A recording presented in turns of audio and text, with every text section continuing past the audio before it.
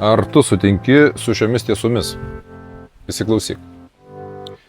Jei per daug mylėsi, tave įskaudins.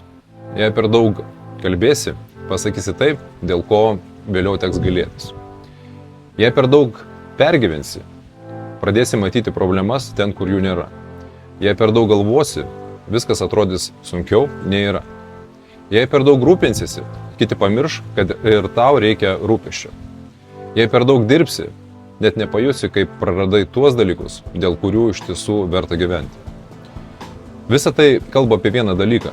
Apie tai, kas nutinka žmogui, kai jis peržengia ribas.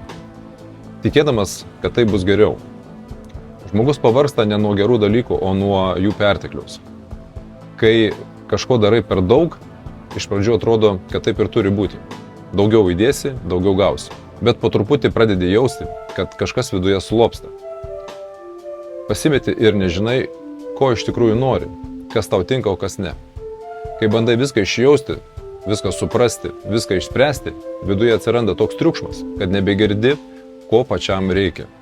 Ir tada pradedi gyventi ne iš vidinės ramybės, o iš įtampos, iš baimės, iš įpročio. Kraštutinumai žmogui išsekina. Jį atima lengvumą, spontaniškumą, tikrumą. Ir galų gale ateina akimirka, kai supranti, kad nuo savęs pačio ir darimo to visko per daug pavargai daug labiau nei nuo viso pasaulio. Dabar noriu tavęs paklausti, ar sutinki su tuo, ką čia išgirdai? Jeigu sutinki, komentaruose parašyk žodį taip. Jeigu ne, parašyk žodį ne. Dėkoju, kad esi, siunčiu tau šviesos.